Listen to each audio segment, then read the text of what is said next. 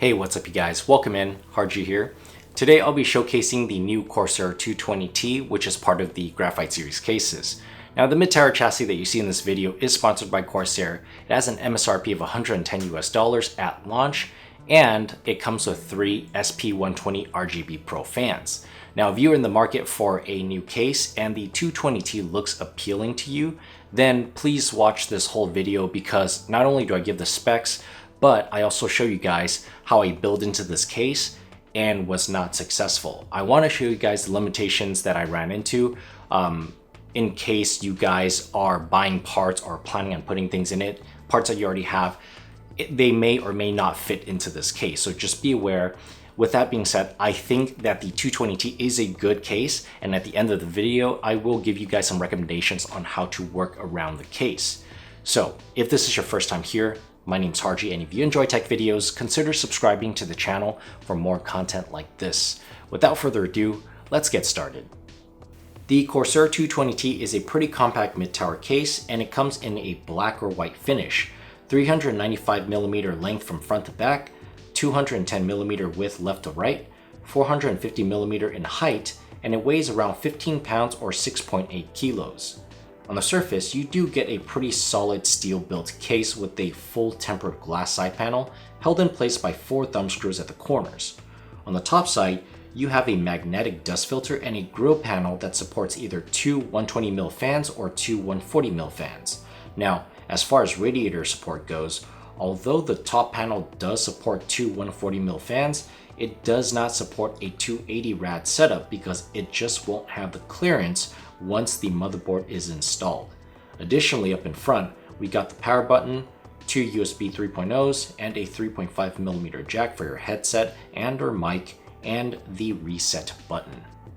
Moving on to the front side. First, there is a removable steel panel with cutout ventilation for airflow, which is followed up by a magnetic dust filter.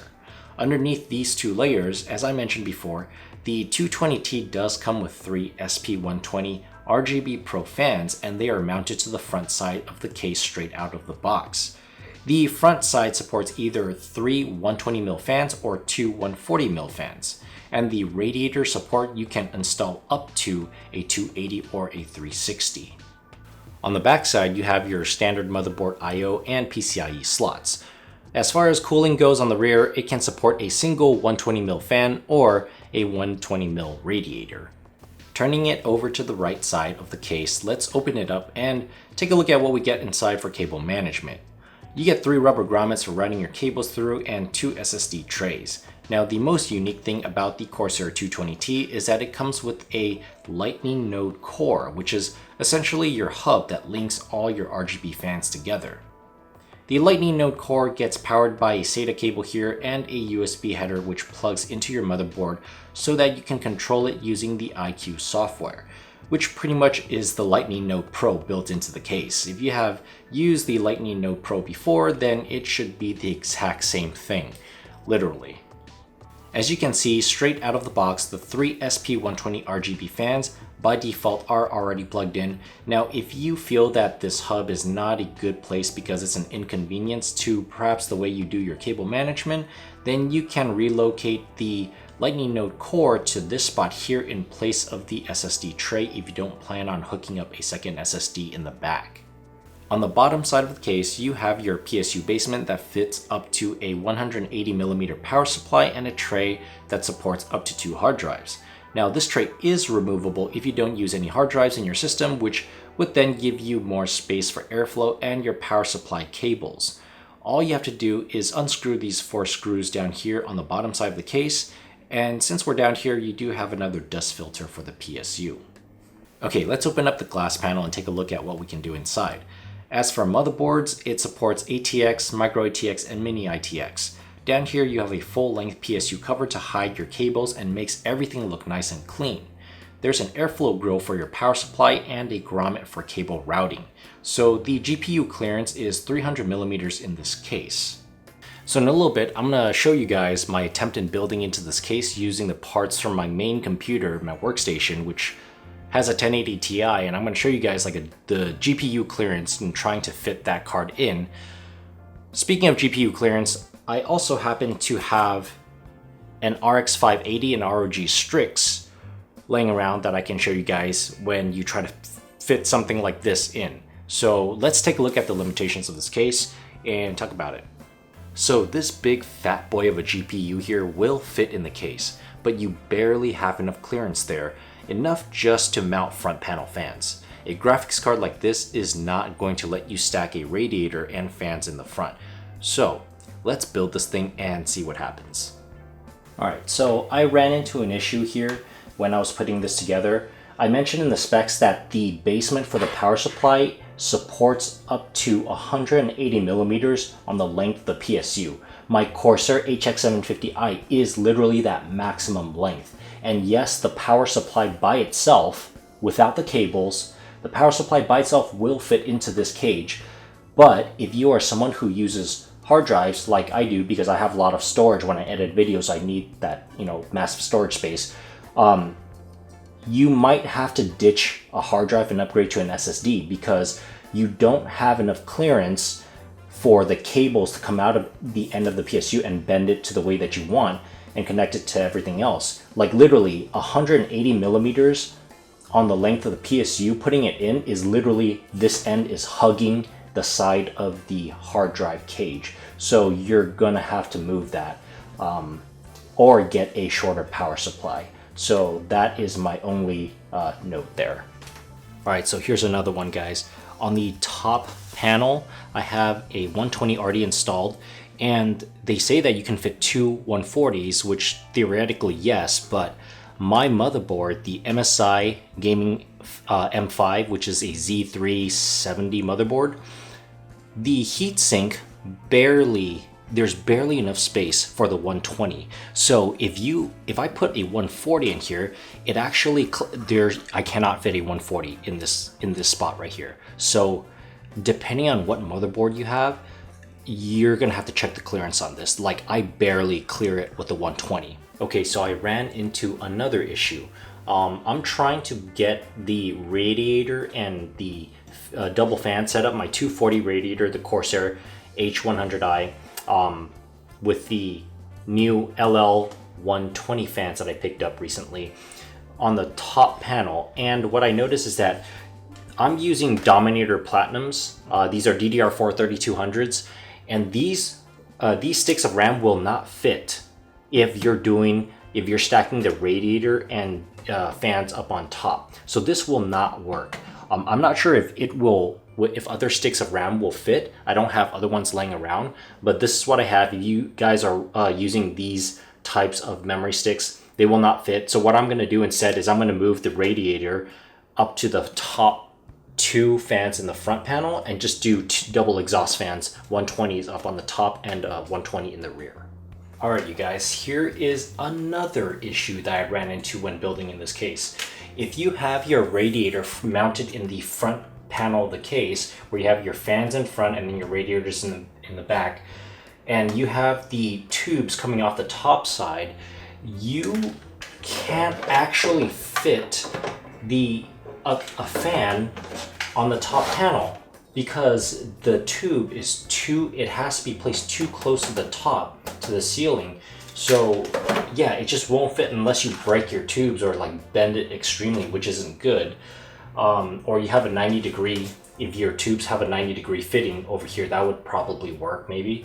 If I put my 240 radiator this way, where I use the fans number 2 and 3 down here, and having the tubes run from the top, I still can't clear the RAM. Like this tube right here on the back side, it pushes in against the RAM, and that's not good. Yeah, and the H100i or other radiators, AIOs that have similar designs, you're probably going to run into this issue. It's going to clash with the RAM. Okay, so here's the last update on building in the 220T. I flipped the radiator upside down with the tube coming off the bottom, and I installed and screwed in the CPU cooler first, and I realized that I cannot fit my GPU in afterwards. Typically, the GPU is the last thing that goes in, and I tried doing that, can't do it. I tried moving the tubes to the side, can't do it. So I had to unscrew the CPU cooler, take it off, and see the thermal paste is still on there. And I had to put the GPU in first, but when I do that, trying to put the CPU cooler back on, it won't actually reach because the tube is so thick and rigid. It cannot reach around this thing. And I tried to make it as flexible as possible, can't do it. And you know, I don't know if you guys can see it right here, but the sleeving on the tube actually ripped off because I was adjusting so many times in building in the 220T case. So I'm not able to get my CPU cooler on the CPU. Yeah, so I spent like maybe 4 or 5 hours building and adjusting everything. It's really difficult. And as you guys can see, like these aren't like, I mean, like I have, most of these parts are Corsair parts. I have 3 LL fans from Corsair. I have the SP fans. I have the Corsair H100i liquid cooler. I have the Corsair Dominator Platinums. Like most of this stuff is Corsair, and it's just surprising to me that these parts aren't as compatible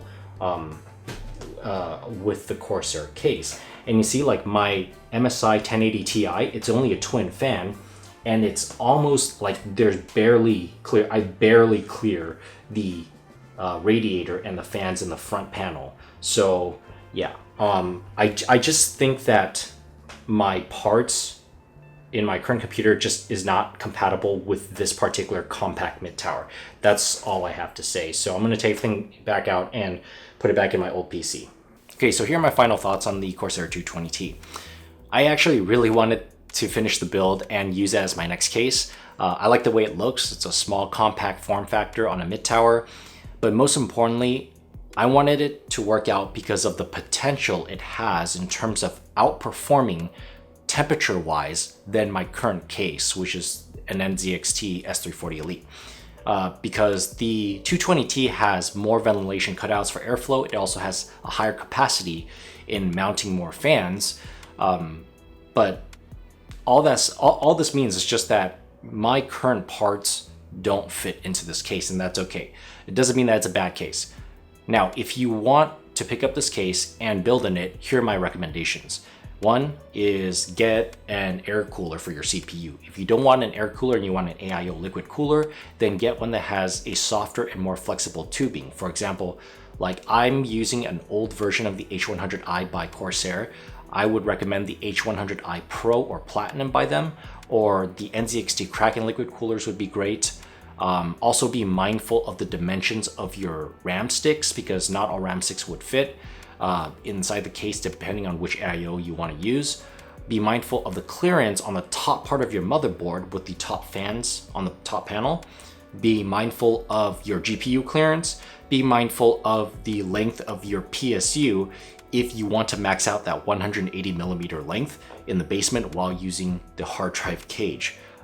So yeah, that's pretty much all I have to say about this review. Let me know what you think in the comments below. I hope that this review was informative and it helps you make your decision on picking a new case regarding this Corsair 220T. And like always, I really appreciate your time in watching my content and tuning in because your time is important. Give this video a thumbs up if you enjoyed it. Subscribe if you haven't. It really helps my channel. And until next time, I will see you later.